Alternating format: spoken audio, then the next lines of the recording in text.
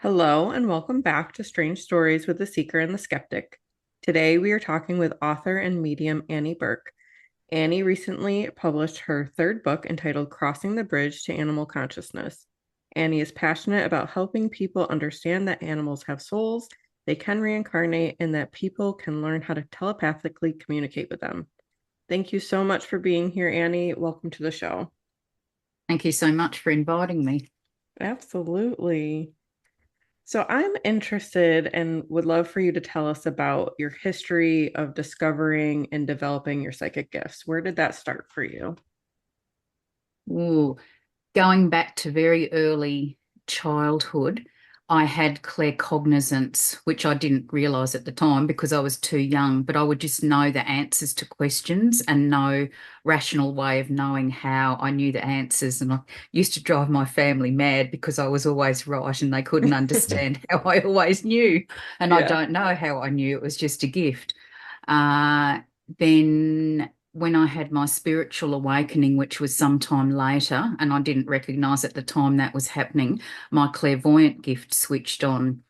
And that was just a huge surprise because I'd be having conversations with people and would suddenly have flashbacks into their past and visions of their future, and no idea why I was suddenly seeing these things or what I was supposed to do with it. So I spoke to a few people about it, and New Age concepts weren't really accepted at the time. And so people said, oh, no, don't dabble in that. So I listened to them and I stopped for years. And then a very intuitive friend found a flyer for a spiritual development course. And she said, I thought you might be interested in this. So I went along, my clairvoyance switched on, healing switched on, a whole lot of other things started to happen. So since then, I've just been on this journey of discovery about everything spiritual and metaphysical. I'm particularly interested in healing. So I've studied Reiki, clinical aromatherapy, crystal therapy, all sorts of things. But then I'd always been interested in connecting with animals. And I've done that from when I was about 18 months old, Oh, wow. and just been very, very drawn to animals. I've got a huge affinity with cats of all sizes and bears. So if I go to a zoo, I've got to go and see all the cats that they've got there, and I've got to go and see all the bears and talk with them. And so I had a little ginger girl cat, and she sadly passed away after a very short illness. And it made me feel as though I'd missed the opportunity to connect with her. I'd always thought my cats could understand me, and I actually used to say to them, I wish I could speak cat because I wanted to know what they were trying to say back to me. So she's the one who inspired me to look for an animal communication course. And I found one online, and there was a ginger cat on the homepage who Oh, looked wow. exactly like her, facial markings and everything. And I Hmm. thought, wow, there's a sign that this is what I'm supposed to be doing. And so that was over 12 years ago. And I had two cats living with me at the time. So they became my very patient teachers.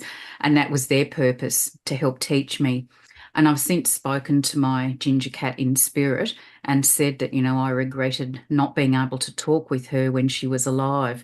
She's got no regrets. It was her purpose to lead me to doing that because she knew that was my purpose. And so I've spoken to her lots of times since in spirit. She's appeared in meditations and dreams, and I've been able to pick her up and hold her and feel her purring and breathing. So it's really reassuring when they can come through and do that for us.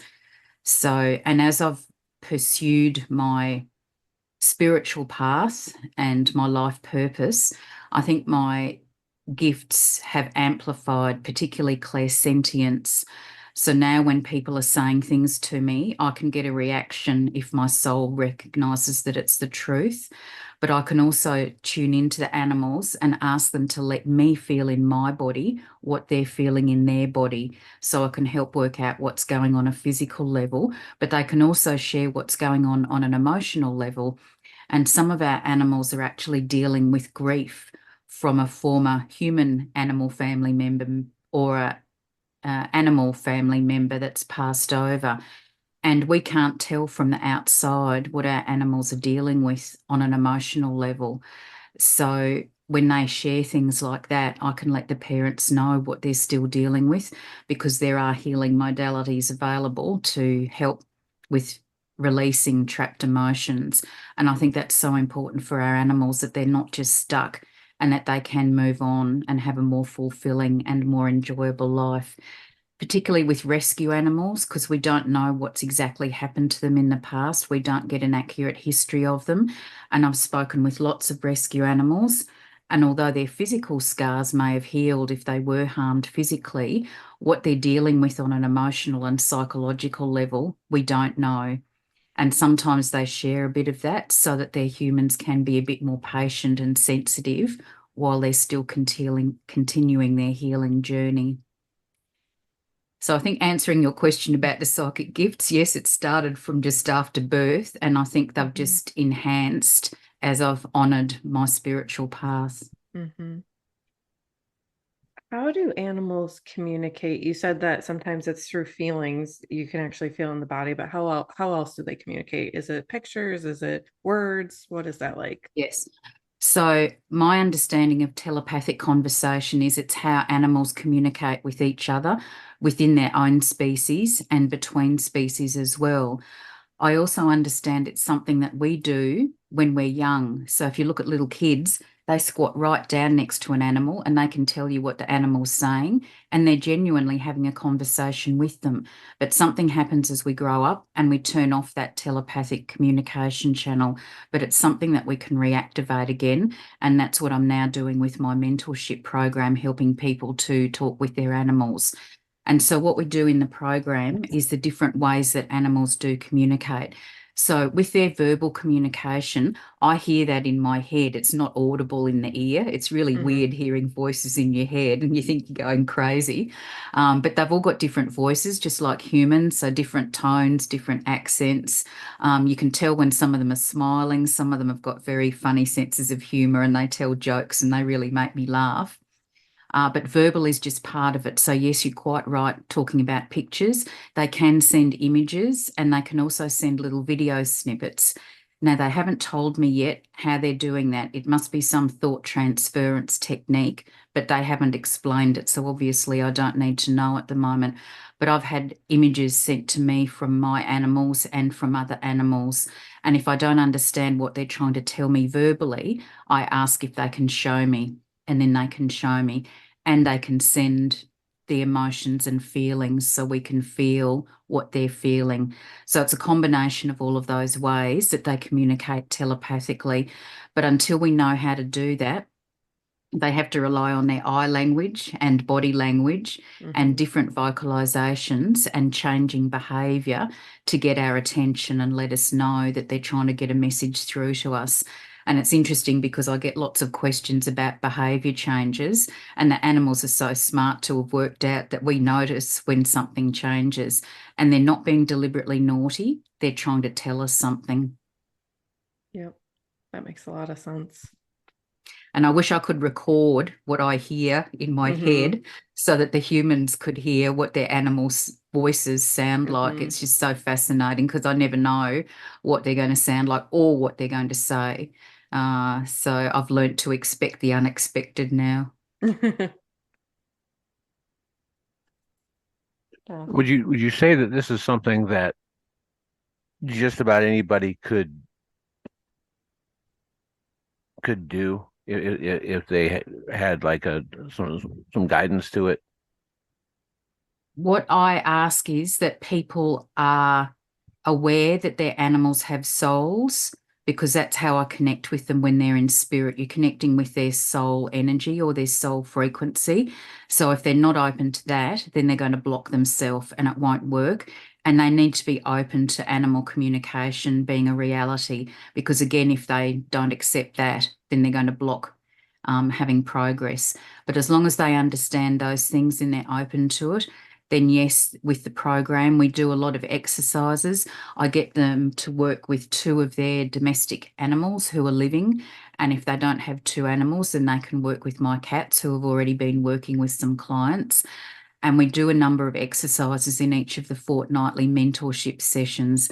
And I prepare the animals beforehand so they know what we're going to be asking them. And then they've got time to think about their answers. because I've discovered now they're so intelligent that when they answer a question, it's not just an academic answer about sending a word starting with the letter T. They're going to send something that's significant for the human, to help them on their spiritual journey. So they understand what our soul purpose is, and they understand what our soul lessons are. And some of them are here to help us with those. And particularly for animals who have come here to be our teachers, once we can communicate telepathically with them, then they can start teaching us to help us fulfill our mission, but it's also helping them fulfill their mission, helping us. So yes, answering your question, as long as people are open to it. I do go through a number of the different blocks in the information they do before we start the mentorship. And it is easy to doubt yourself, because I'm going to share some stories where I thought I was hearing things, but I was actually accurately hearing what they were saying, but I just didn't understand why they were saying what they did. And it's just getting the confidence. When an animal answers a question, the answer's almost immediate. So whatever comes into your head straight away is their voice answering you. And sometimes they use words that you don't use, and then you know it's definitely not your inner dialogue voice answering the question and you're just making it up. It's definitely answers from them. Or they might even change language. So instead of saying yes, they say see, and then you know that's not you speaking to yourself in that language. It's a message coming through from them. That's really interesting. Have you experienced like different animals communicating differently? Like, do cats communicate in a different way than dogs, or? They all understand telepathic communication. So Mhm. I've spoken to lots of different types of domestic animals. I've spoken with lots of horses, spoken to a cow, snakes. Snakes are really interesting because they don't actually have ears, but they can hear me when I communicate telepathically with them, and they can answer back again. Lots of cats and dogs, birds. And then I also spend time at zoos and talk to all sorts of different animals at zoos, just because they don't get a lot of people going in and Mhm. talking telepathically to them. And I've also connected with animals in the wild and had Mhm. conversations with them. For me, they universally understand English when I talk to them, but I believe from other people I've spoken with that whatever language you speak to them, they understand. Someone I spoke with speaks German to her cats at home, but every now and then she'll randomly throw in a French word or a Spanish word. And she said all these heads just turn around and look at her as though, what did mum just say? But yeah, they definitely understand what we're saying. And that's what I'd love your listeners to understand as well, that your animals understand exactly what you're saying. They Mhm. understand everything that you say. And so it's really important to be careful what you're talking about around them, because if you're talking about something negative, they're very sensitive to the frequency of words, and that can affect them energetically as well. Or if you call them something that might have a negative Yeah. connotation or a nickname that's not very flattering, that can affect them as well. I spoke with a cat who'd been called Mighty, but they spelt it Mitey. And the first thing she told me was, I don't have an infestation. And she Oh. thought she'd been named for mites, and she was highly offended. And she'd Uh-huh. picked out all these beautiful oldie worldy names that she wanted to be called. She did not want to be called Mighty. And that's interesting as well. If they don't like their name, they will have already chosen some other alternatives for their humans to call them. So it's just being very conscious that they understand what we say. And then it's also important to let them know that we love them and we're grateful that they're with us. They know, but hearing us saying those words are very high frequency words, and that really helps them as well. And then people who have animals who seem to have separation anxiety. So Mhm. it may be rescue animals who are afraid of being abandoned if they've experienced that before. If you walk out the door, they don't know if they're ever going to see you again. And that can be really stressful for them. So I always encourage people to say, if they're going out, to let their animals know where they're going, what they're doing, and when they'll be back. Some of our animals have come to be our guardians.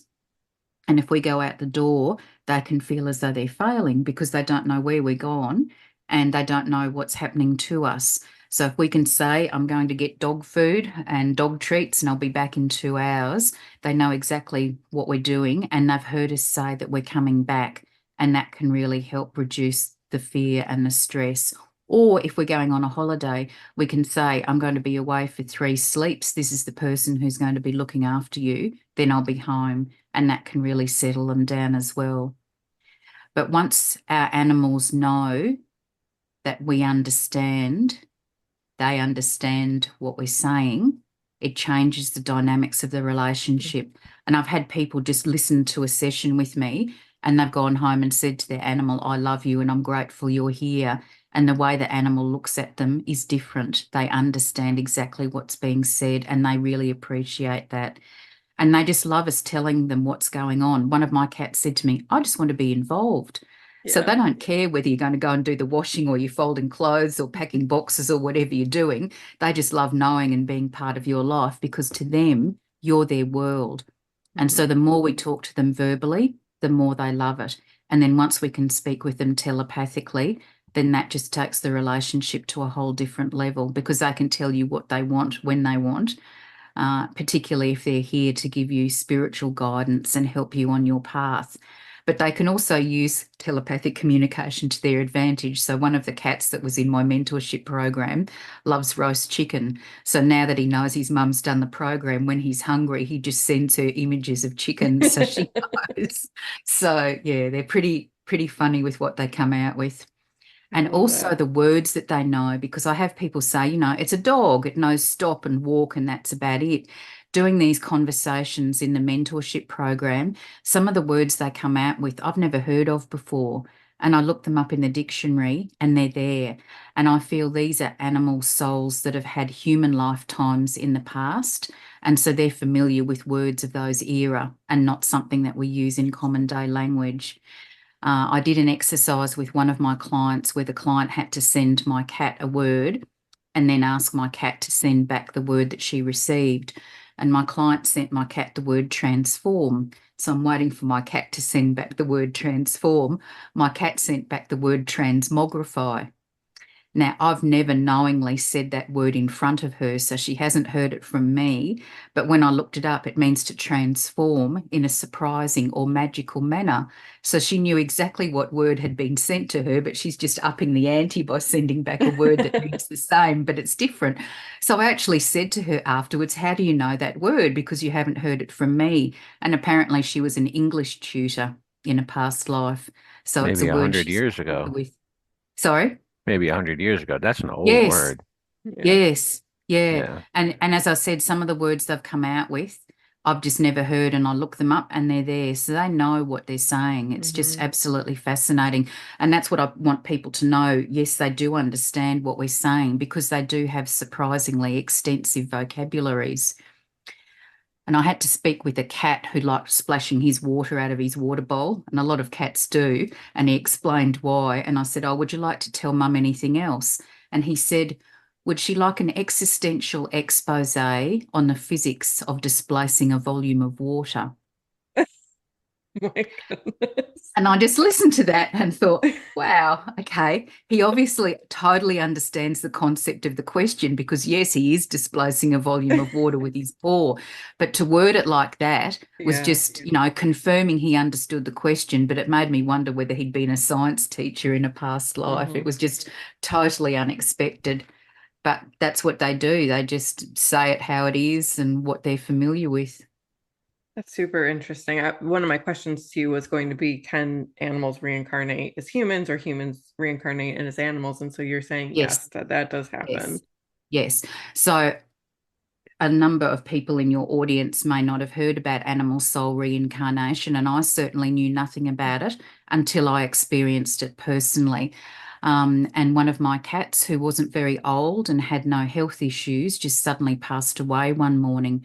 And it was a huge shock, but at least I knew I was in the position I'd be able to talk to her on the other side when she was able to talk. And so when I did connect with her, I said to her, what did you do that for? And she said, oh, I needed a new body, in a tone like that. And I'm thinking, what? And she told me to stop being so sentimental and that she was coming back. Now, interestingly, she'd had a discussion with her fur brothers because they weren't off their food. They weren't pining. I was the one who was upset. They knew she was coming back, and they said it was a temporary reprieve till she was back to boss them around again. So, but she told me what she was going to look like when she came back, and she came back. Very similar mannerisms with the way she walks. She started sitting back in her favourite place of where she used to like sitting. Within 2 days, she was using the boys as her pillows and trying to eat their food. And it was though she'd just been away on a temporary holiday, had a full body makeover, and she's back again. And now that I know that happens, I've been able to help so many grieving animal parents, because if it's an animal's destiny to come back, they can let me know in a conversation, and they can let me know what species, what breed, what colour, what gender, even a specific rescue agency and a time frame. So most of the animals I've spoken with come back as the same species. So like a cat will come back as a cat and a dog come back as a dog, but often they're a different breed or a crossbreed. So I've learned an awful lot about particularly dog breeds that I've never heard of before, because the animals have explained that when they reincarnate, they don't have, their soul doesn't have to go into the body of a new animal when it's conceived. They can swap in up to years later. So some of these animal souls come and swap into an animal that might be 2 or 3 years old, and the soul who is in that animal obligingly swaps out and goes back to the other side so that this soul can swap in and go back to their human family. So it's interesting the way they negotiate that. And they've taught me it's an aspect of the soul who comes back. So an aspect of the soul still stays on the other side. And I think that's how they know about past lives, because they can recall their past lives readily. I was speaking to a cat the other day, and she said she'd had a lifetime as a human daughter with her human mum in Liverpool in the UK in the 1700s. And her name was Alice, and she had 5 siblings. So they can remember whether they were an animal or a human, and share details about those lives, which is just fascinating, because I get people telling me, why do I feel so different about this animal? I had someone recently say, I've had 10 dogs. Why is this one so different? And when I have a conversation, we find out that they've had past lives together. Now, some of these animals may have been your childhood pet, and they've come back, and you don't recognise that. You might think there's something familiar, but when people don't understand that reincarnation is real, then they don't know why they feel such a close bond with their animal. But it's just something that does happen. So some of our animals may have had lifetimes with us over hundreds or thousands of years that the souls have kept connecting. One of my cats showed me video of us in ancient Egypt, and he's had human lifetimes he's told me about, and he's been with me as a cat in several lifetimes. So I know our souls have kept reuniting over thousands of years, and I'm not quite sure how far back we go. I haven't looked. And so I feel that we must have very long soul contracts with some of these souls that we just agree to keep on reincarnating in multiple lifetimes to support each other. And so some of the animals are with us to help us with our life mission, but sometimes they've come to us so that we can help them with their life purpose and their soul lessons. So some people have had animals who seem to not be very affectionate or not want to receive affection. And I've discovered that they're animals that are here to learn how to give and receive love. And so they've come to us so that we can help them with that. And then once they master that lesson, if they reincarnate, they remember that lesson, they integrate it, and they come back with new lessons to learn, just like humans do. So to me, it's just fascinating finding out why the animal is with the human, how they've known each other in past lives, and if they're going to reincarnate again. And as I said, it's very unusual to find all of this out. I know the ancient Egyptians understood reincarnation, and a lot of people now don't really recognize that it can happen. And that's why I particularly wrote my most recent book, because I share a lot of the stories about my clients with sort of the journey from heartbreak to joy when they, do come back and they're reunited with their family.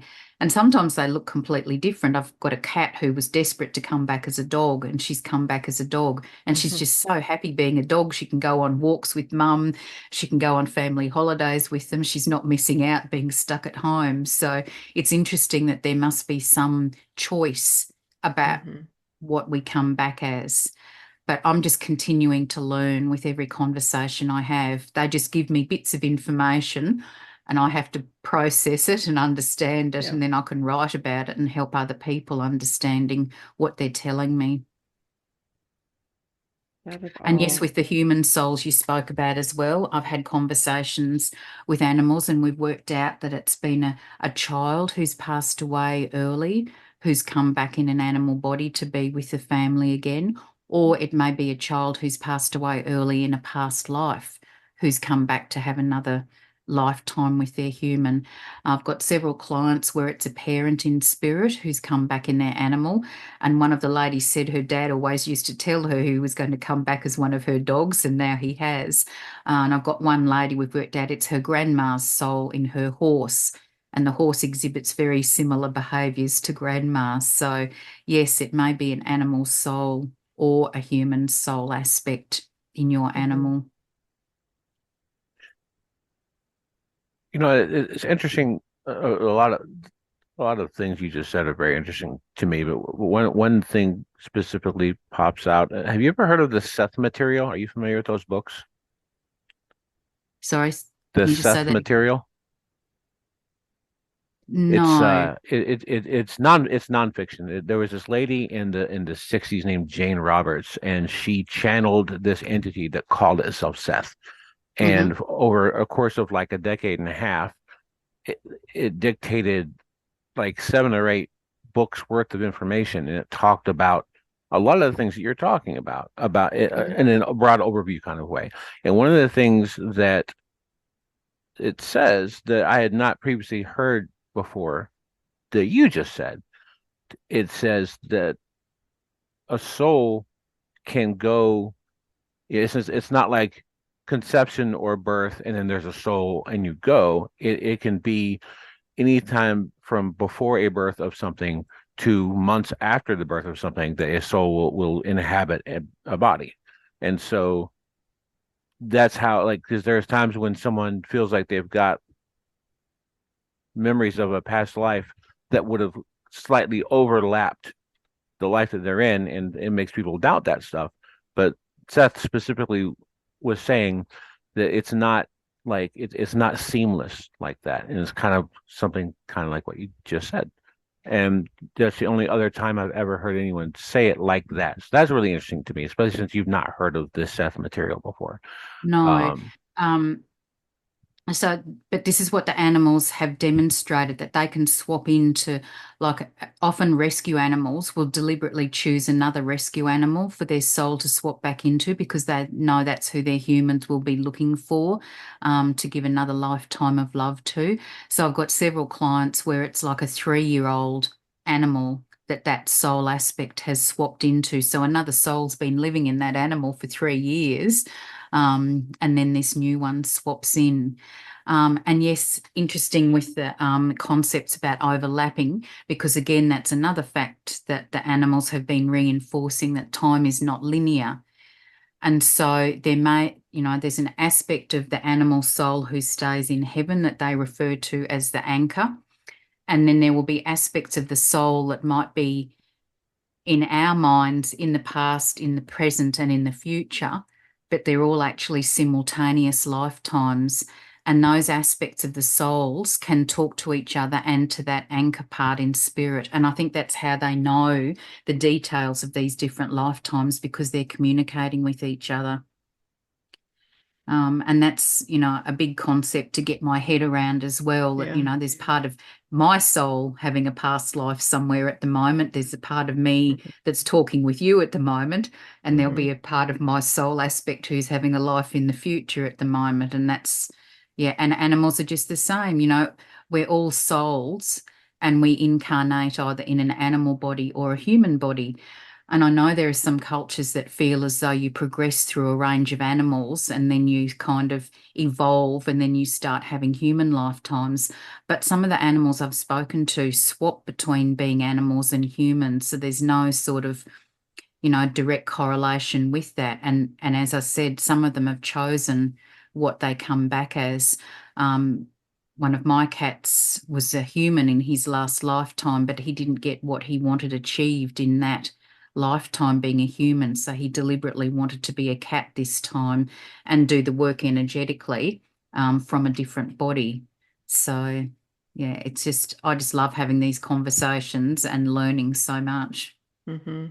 Me too. A couple of years ago, I read this book. You may have heard of it, The Seat of the Soul by Gary Zukov, I think is his name. And I mean, it's a spiritual book. It was very good, but the part that it was actually for a book club, and there was one channel about animals, and we all had a huge problem with it because what he suggests in his book is that animals' souls don't have like an individual soul, that it's just a collective. Like there's a collective dog soul, there's a collective cat soul, a collective dolphin. And it was very jarring to read it because I'm like, it just did not resonate with anybody in the book club, and so I appreciate what you're doing and you're talking about it of like, no, it is, that's not, you know, that's not how this works. I think different people have different experiences, and all I Yeah, can talk about is what animals have told shared me. you. Hmm. And I just see them as pure souls. They've got no Yeah, reason to lie or make things right. up. And they are very factual, like they just say things as they are. And it's really interesting, like if someone wants to know if the animal likes their boyfriend, if the animal doesn't like the boyfriend, they're not going to come out and say, no, he's horrible. They'll say something tactful and say, they could do more around the house to help you or something like that. So they know what's going on, and they're Hmm. very protective of their humans. So if they don't think that someone is the right person for you, they can say, advice like that to help you realize, Yeah, how you could be better supported in the relationship. So they can give us advice about lots of different things, but yeah, yeah. very perceptive. Yeah, it sounds like what you're saying is in your experience in your conversation with animals, it's like a soul is a soul is a soul. So it's like there's no differentiation, there's no hierarchy between a human soul and a cat soul. Yeah. That's my understanding because Hmm. of the conversations I've had. And, when I know that some of my animals have had human lifetimes and they've had animal lifetimes, they've swapped in between them. And I know there's connections with certain animals and I can feel that.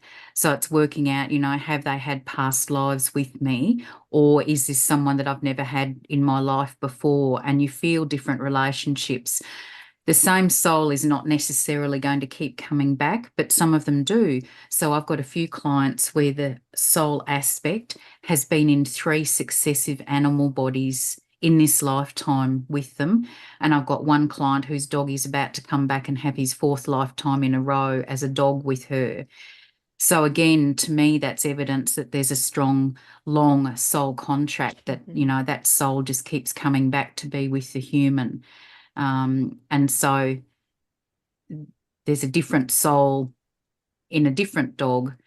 So that mum's got 2 dogs, and the soul that's in her female dog has also had past lives with her.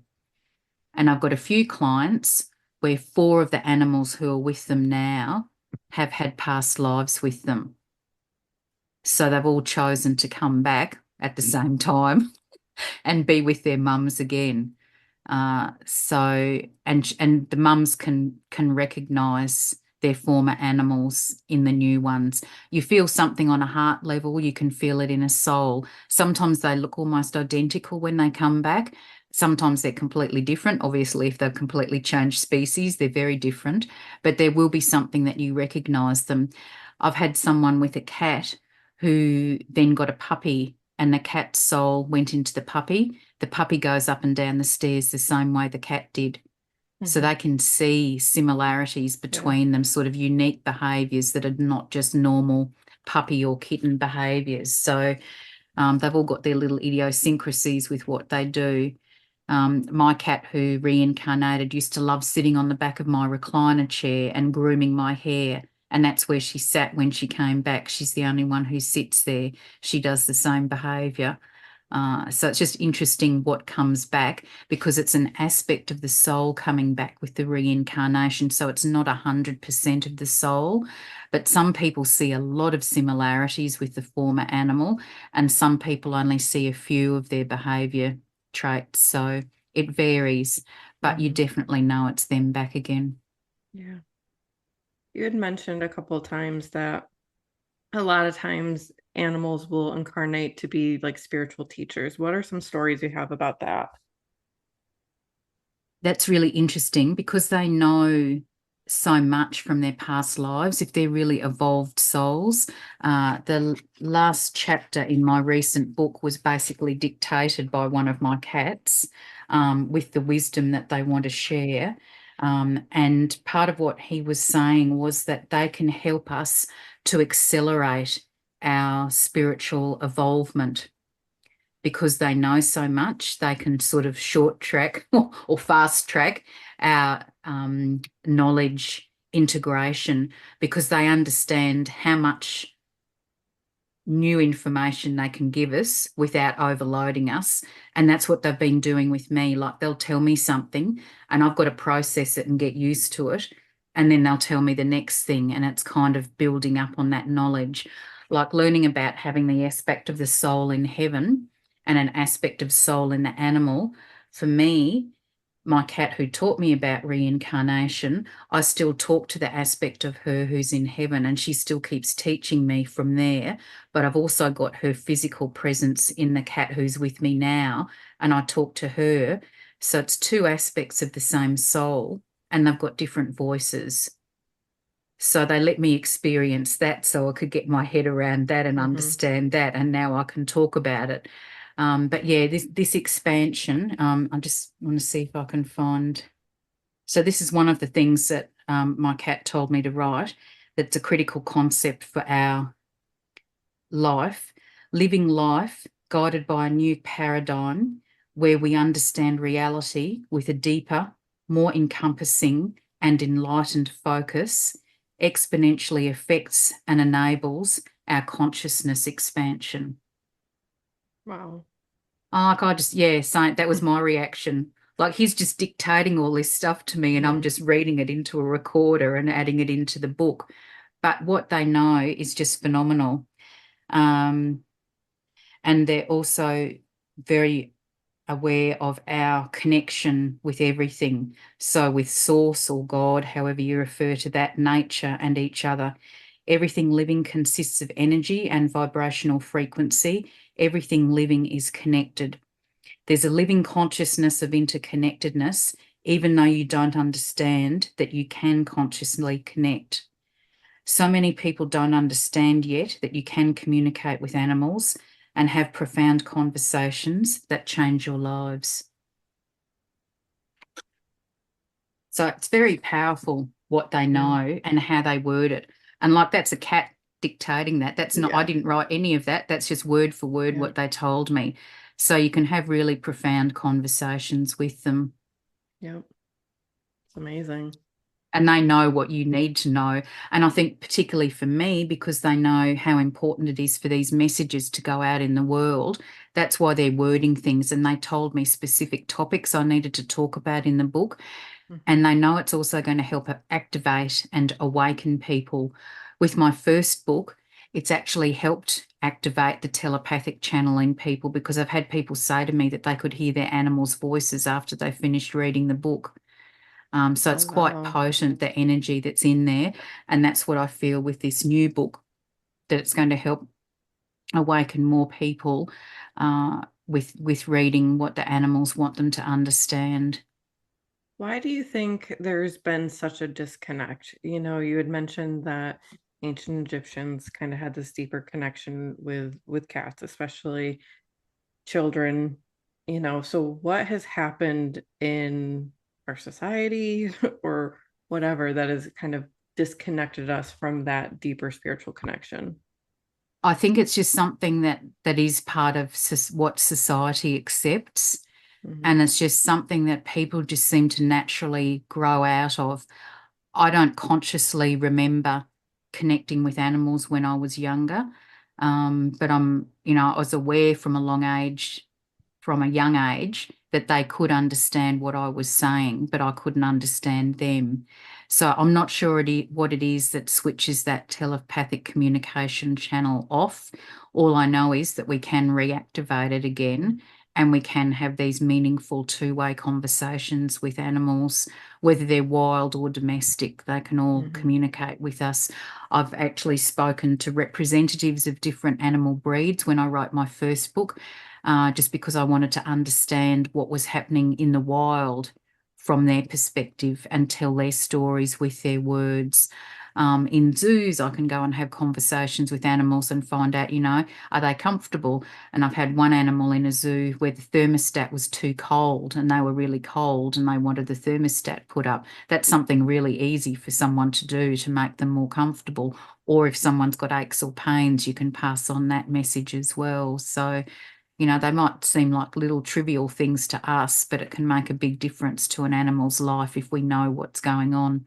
And particularly if they can share, like sometimes they don't like to tell us that they're in pain, but if you ask a specific question and ask to feel what they're feeling, then you know what they're going through. And one dog I spoke to was experiencing 9 out of 10 intensity pain.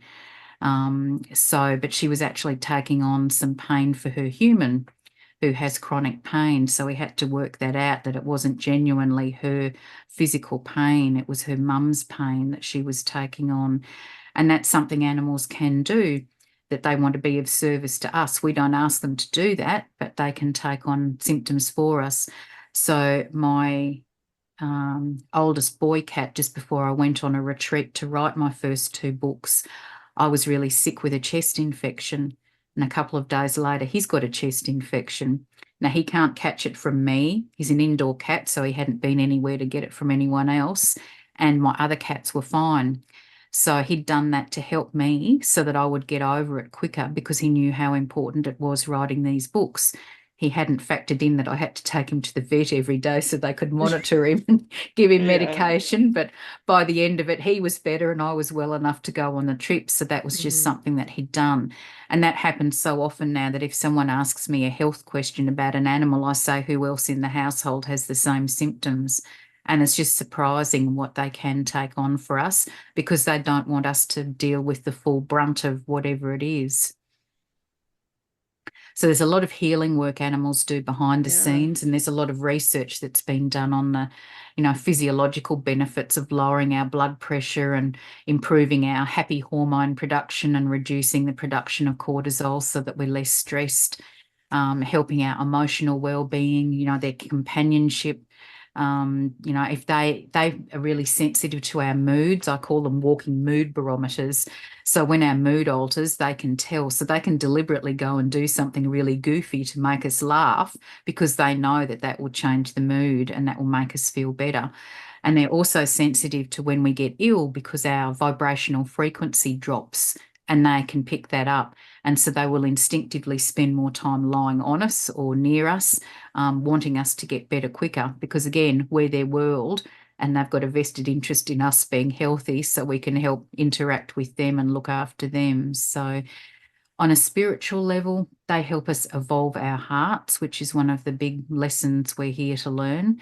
And also, helping us on our spiritual journey with the guidance that they can give us. So they're so much more than just a pet. And that's what I want people to understand as well, that, they have got souls, they do understand everything we say, and there is a reason that they're with us. Yeah. Well, I think that you are sharing a very important message for sure. Because I think most people don't see them as more than just a pet, and what you're saying is that they are much more evolved than most people give them credit for. Yeah. Absolutely.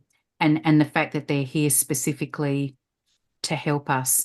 And, some people think that they're rescuing a dog because they go to a shelter and they find a dog and they open up their heart and home to bring home the dog and love it. But by loving that dog and helping it heal can be healing us on a Yeah. level as well that we may be unaware of. So there's lots of beautiful cartoons with animals talking to each other saying, oh, is your human a rescue as well? So yeah, Yeah. it's funny looking at from their perspective. Like, I'm in awe that an animal in a shelter can trust humans again and hope that Mhm. they can find love and security when they haven't experienced it first time around. And it's just beautiful that they can love so much and flourish in a new environment. Yeah. And that's all our animals want, is they just want that love and to know that they're in their forever home. I've spoken to a rescue dog who unfortunately went through a number of different foster homes, and he learnt through experience that if he was naughty, he would get attention from the humans. Mhm. And so he just had learnt this pattern of naughty behaviour, and he didn't bother developing any bonds with the other animals there because there was no point, because he knew he would just get tossed out and passed on to the next foster home. So when I spoke with him, he was actually in his forever home, but he didn't know that, and he was being really naughty. And his mum just wanted him to feel loved and safe and couldn't understand why he was being so naughty and trying to lead the other dogs astray. And so when I said to him, your mum really loves you and this is your forever home now, you don't have to move again. And he said, oh, I'm overwhelmed. Like, he just didn't know what to say. He didn't realise Yeah. that he could now stop this pattern of behaviour. So he's completely changed now. He's settled down and he's sort of, being the big brother for all the other animals there and looking after them.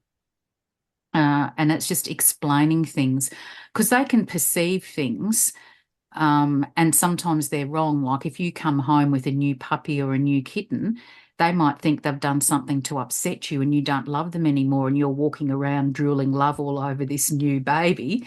Oh, And yeah. that's not the case. So it's really important that if you are going to bring home a new animal, that you let your existing animals know that they've done nothing wrong. You Hmm. still love them, but you've got capacity in your heart to love another animal.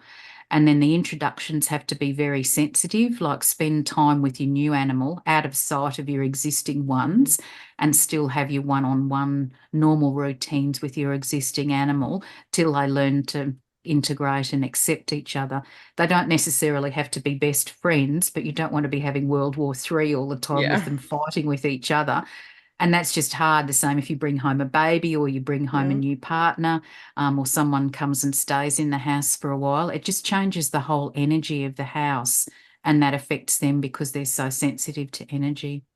Yeah. I mean, it makes a lot of sense. A lot of what you're saying is it's no different than with children.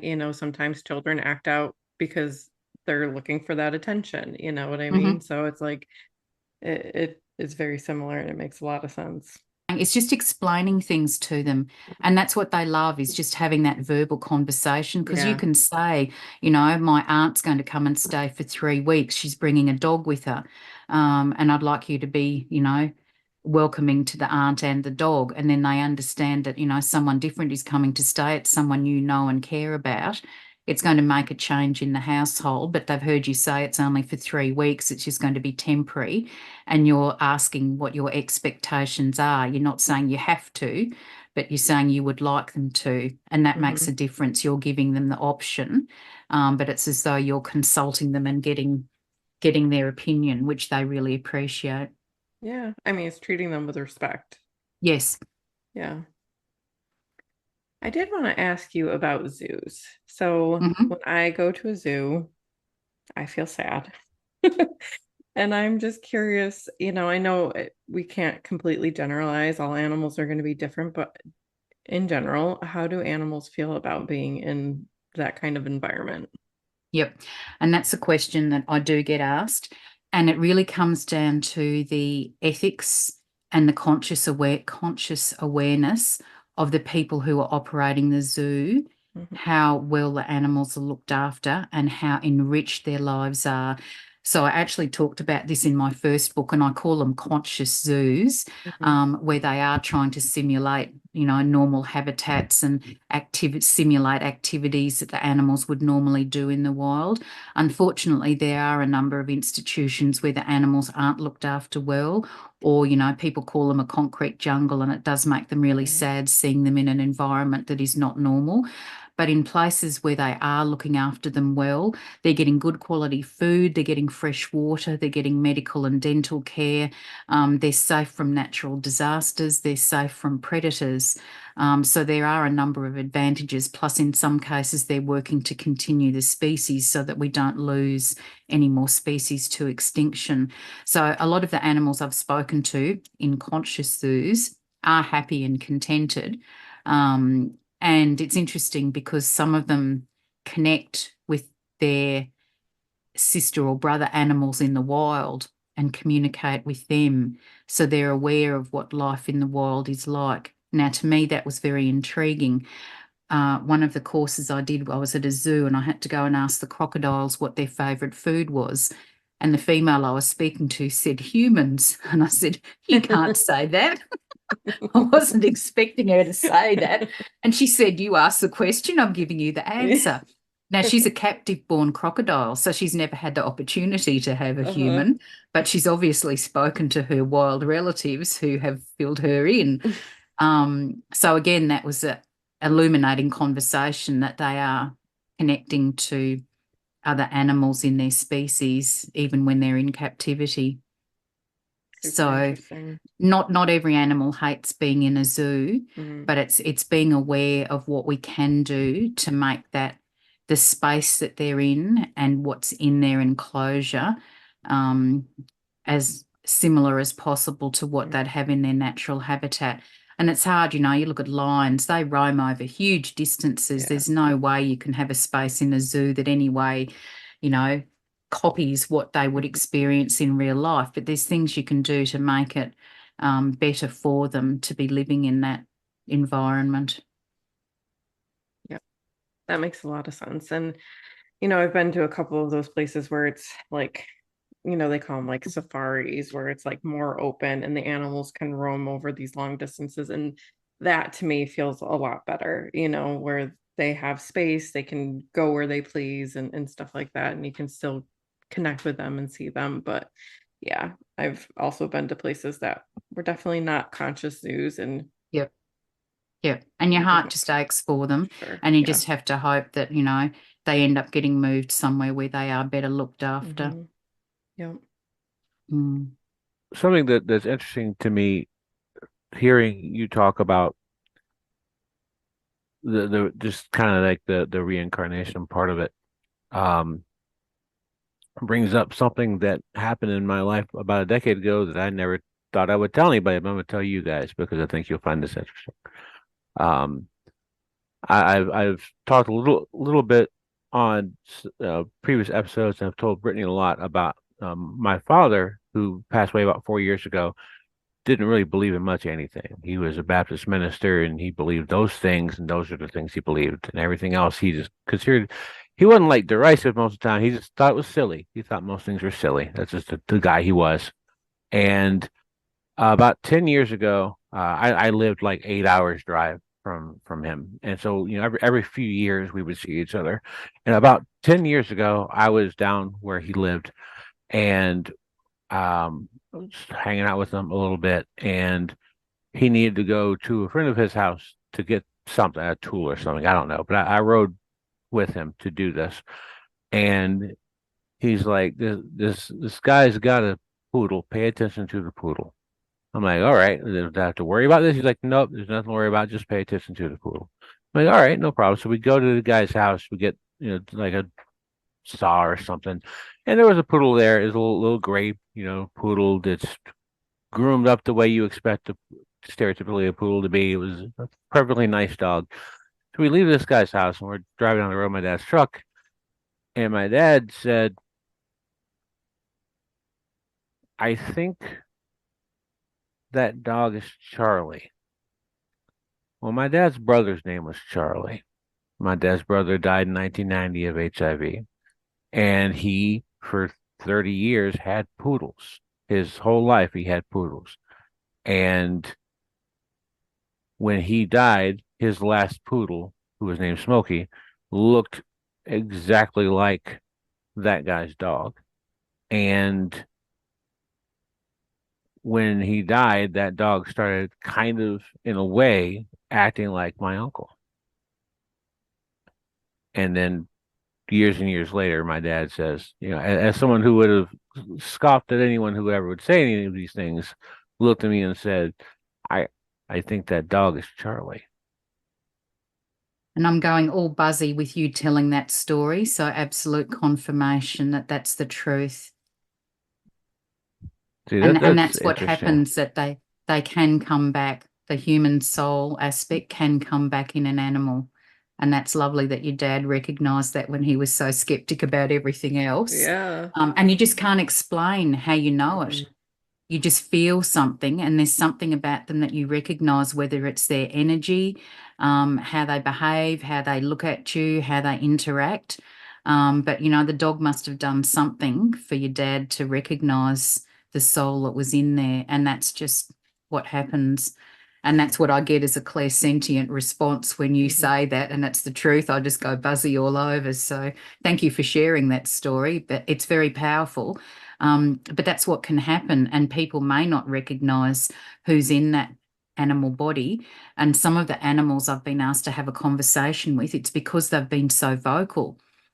And the parents know they're trying to tell them something, but they've got no idea what it is. And they're trying to tell them who they are. Because then once you know who that Yeah. soul is, then that changes how you interact with them. Mhm. Mm, That makes a lot of sense. Yeah. yeah. So, and the story just sounds, you know, totally out there. How could a human soul be in that dog, and how did your dad recognize it when your dad doesn't believe in that stuff? But, when you know something and you feel it, it just Yeah. is. You just know it and you can't explain it. There's no rational explanation. Um, and that's what I was going to say too, for people who might be skeptical about me talking with animals in spirit. How do I know that I'm actually talking to the right animal? And I've discovered through my conversations that they're so intelligent that they actually use a word in the conversation that's nothing to do with the context of what we're talking about, but it means something significant for their human. And the first time this happened, I had no idea what was happening. I was actually talking to a blind cat in spirit. And I don't actually get to meet many of my clients. I do all my work online. So people send me a photo of their animal and their name so I can introduce myself. I have to get consent for a conversation because it's a free will choice for animals to talk. I can't force them to talk. So I've just got a photo of this cat and the questions his mum wanted me to ask. And we were having the conversation and he was answering his mum's questions. And then he suddenly said to me, Rumple teaser. And I listened to that word and I thought, I don't know what he's trying to tell me. And I thought, is he trying to say Rumpelstiltskin? And if he is, that makes no sense with the conversation either. Mhm. So I ended up convincing myself that I was hearing things. And it is easy to doubt yourself when you're having a conversation. And so we continued. And then he said it again very clearly, Rumple teaser. And I thought, okay, he's giving me a message here. I'm going to have to ask his mum. And something made me intuitively think of it. And so I sent her a message and I said, was he ever called Rumpelteazer? And I didn't get an answer for a while. And I thought, oh, she's probably going to think I'm crazy. And then she typed back, oh, yes, I'd forgotten all about that. And apparently, when she rescued him, he was living with a dog called Rumpel. And he used to get in trouble for teasing the dog. So he got called Rumpelteazer. Couldn't even see the dog because he was blind. But how smart of him to tell me that word, because there's no rational explanation for how that word got into my head apart Yeah. from him telling me. And so then it just confirmed for his mum that I was definitely talking to him. And it just made me aware then that I'm going to receive these code words in conversations and I don't need to doubt them. I just have to ask the human what they actually mean. So that's been riveting, finding that out and then getting the explanations when I don't understand what they're talking about. Awesome. So, Yeah. It's all very mysterious and it just Yeah. sounds very strange. But, you know, I've been having these conversations for over 12 years now. So it's just part of my normal reality. Hmm. And, you know, I didn't know anything about reincarnation till my animal let me experience it. And now it's part of my normal reality. And it's a part of the reality of a lot of my clients because I've been able to help them find their animal soul in a new body. And, you know, they come home and they have another lifetime of love together. And that's just so powerful. And it just profoundly affects the grief process because although you miss the animal who's passed over, what a gift to have them back again in a new body for Hmm. another lifetime. And so many people say to me, just tell them how much I'd give to hug them one more time. And then you've got them there for another lifetime of Hmm. hugging. It's just so beautiful. So I really want bereaved animal parents to know that, you know, once their animal passes, it's not the end of the love story. Their soul endures. I've spoken with a dog who passed over more than 20 years ago.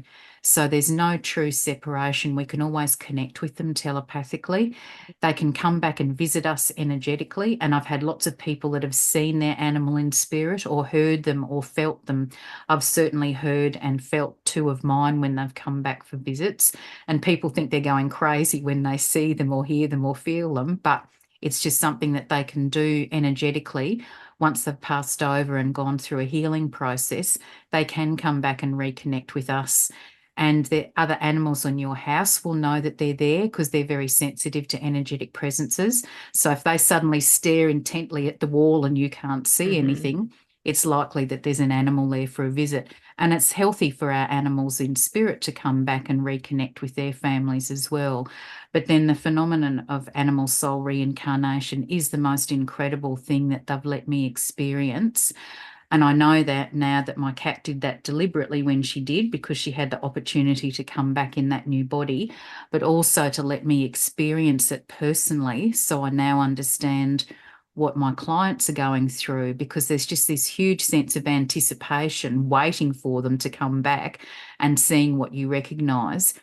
And then when they're back, there are no words to really describe it. And I say it's kind of blend of joy and euphoria and surrealness because you've just wanted them to come back and suddenly they're back again. It really just is incredible. So that's why I want people to understand that there is hope. Not every animal's destiny is to Yeah. reincarnate, but a lot of them do. And it's just so wonderful when they can come back to us.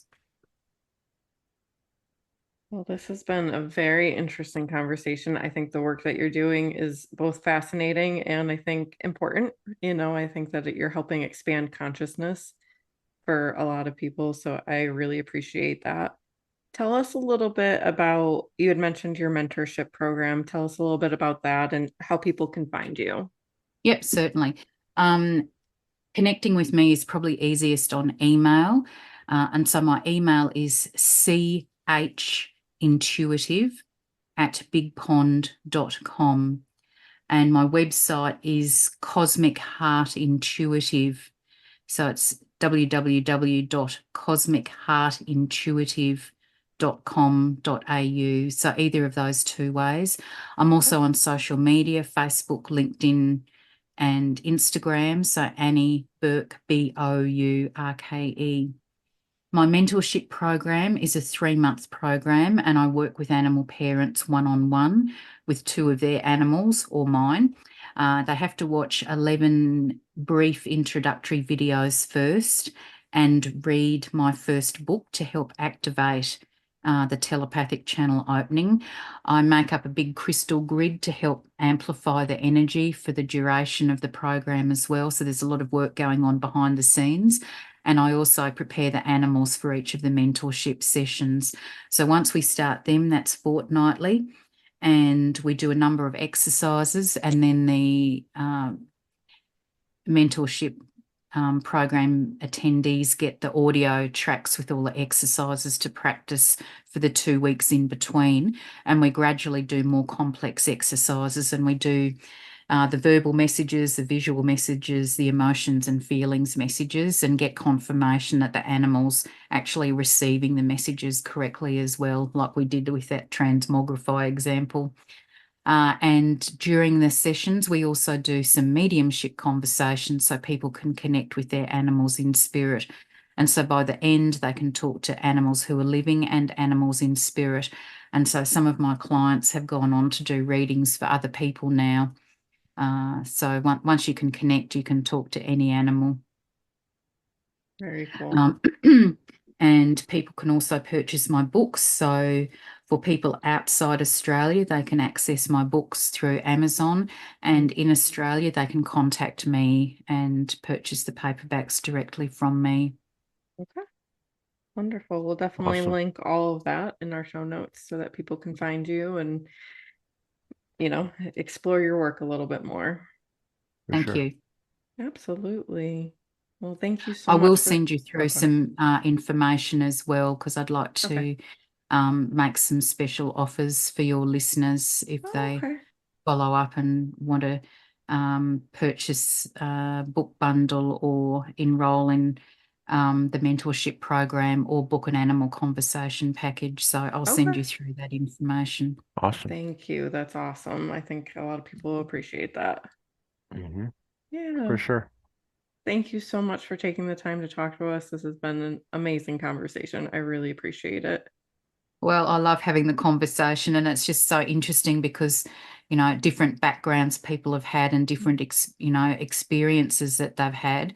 You know, everyone's at a different point on their consciousness awareness journey, but it's just being open to the fact that weird things happen that we can't rationally explain, Yep. and we don't know the answers to absolutely everything, but we can have an open mind and Yep. be willing to learn. And I just love that story about the dog with the uncle spirit in. That's just That's a good a one. classic example of weird stuff that happens that you can understand. Yep. For sure. Science hasn't been able to catch up to it, but it doesn't make it any less real. No. And as I said, you know, for the skeptics out there, especially with the code words I get, Yeah. there's no way to explain how I get the messages apart from the animals definitely telling me, and their parents confirming, you know, what those words mean. So that's, you know, very powerful proof that I am receiving these messages and can explain things. Yep, definitely. Awesome. Thank you so much for the opportunity Thank to you. have the chat with you. I've really appreciated that. We appreciate it too. I'm very glad that you answered in the Facebook group. That's all right, Yeah. because I know Jonathan said we've never had anyone like you on the show. No, No, no, for this sure. is Yeah. this is I've never wonderful. met Yeah. anyone like you. Or they When I say, was- he looks so normal. I love it. But, No, when I was reading everyone's your got answers, different gifts, and it's just, you yeah, know, sharing, you know, we're here to share our gifts with the world. And my passion is animals, and I'm yep, here to, you know, raise awareness on a global level about the importance of yeah. animals. So having an opportunity to be on podcasts and, you know, be in front of different audiences and let them know more about their animals is an important part of my work. I think it's very important. No, when I was reading your, you know, the answers that you gave us, I was like, ooh, I'm excited. Because we've talked to a lot of mediums, but nobody who is an animal medium. And it's not, I've heard of animal mediums before, but just haven't had the opportunity to really go deep with it. So thank you very much. Appreciate it. My absolute pleasure. Thank you. Great. All right. Lovely to meet both of you. Thank you so much. Yep. Nice to meet you too. Take care. Okay. Bye. Bye for now. Bye.